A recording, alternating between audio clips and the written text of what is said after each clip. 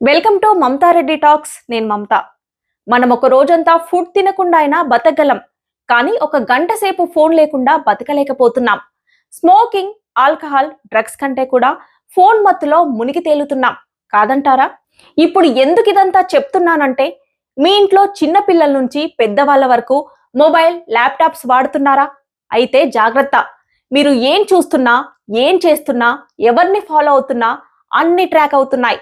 అసభ్య వీడియోలు చూసినా, పొలిటికల్ సెటైర్లు వేసినా, పిచ్చి పిచ్చి కామెంట్లు చేసినా డిజిటల్ రాడార్ నుంచి తప్పించుకోలేరు.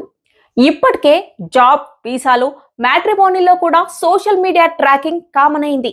మీరు మోసపోయినా, మోసం చేసినా ఫోన్ ఉన్నంత వరకు అంతా బయటపడుతుంది.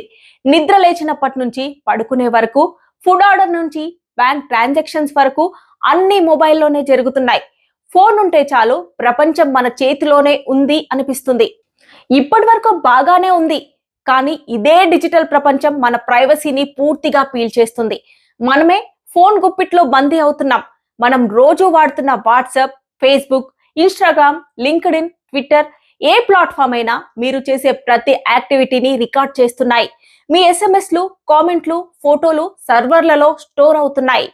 మనం వీసా అప్లై చేసినప్పుడు, మ్యాట్రిమోనీకి అప్లై చేసినప్పుడు మన చరిత్ర మొత్తం నోరు విప్పకుండానే డేటా చెబుతుంది.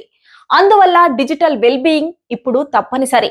మన పిల్లల్ని, మన ఫ్యామిలీని ఈ డిజిటల్ బానిసత్వం నుంచి రక్షించాలి. ప్రైవసీ, మానసిక స్థితి, డిజిటల్ పేరెంటింగ్ అన్నీ మన బాధ్యత. ఇప్పుడు అమెరికా, యూరప్ వీసాలు ఇచ్చే ముందు మీ సోషల్ మీడియా ప్రొఫైల్ ని కూడా ట్రాక్ చేస్తున్నాయి. మీరు ఏం పోస్ట్ చేస్తున్నారు, ఎలాంటి అభిప్రాయాలు వ్యక్తం చేస్తున్నారు, ఇవన్నీ కీ రోల్ గా మారాయి. ఇక trolling, hate speech, fake news లాంటి విషయాలపై కూడా ట్రాకింగ్ సాగుతోంది. మీరు ఎవరికైనా వెటకారంగా, కించపరిచే పోస్ట్ పెడితే మీపై కేసు బుక్ అయ్యే ఛాన్స్ ఉంది. జాబ్, లోన్, మ్యారేజ్ దేనికి అప్లై చేసినా ఇప్పుడు డిజిటల్ వెరిఫికేషన్ కంపల్సరీ.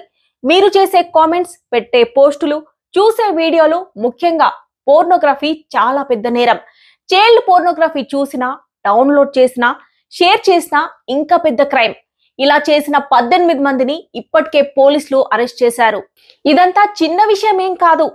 అమెరికాలోని ఎన్సీఎంఈసీ వంటి సంస్థలు, ఇండియాలోని ఎన్సీఆర్బీ వంటి సంస్థలు సైబర్ క్రైమ్ పోలీసులతో కలిసి ఈ కేసుల్ని పట్టుకుంటున్నాయి. మన IP address, phone number, browse చేసే వెబ్సైట్, సెర్చ్ చేసే లెటర్స్, చూస్తున్న వీడియోలు అన్ని ట్రాక్ అవుతున్నాయి. కొన్ని యాప్స్ అయితే అవసరం లేకుండా లొకేషన్, కాంటాక్ట్, మీడియా పర్మిషన్లు అడుగుతున్నాయి. వాటిని సరిగ్గా చెక్ చేసుకోకపోతే మన phone data, personal photos, videos, bank accounts అన్ని హ్యాక్ అవుతాయి.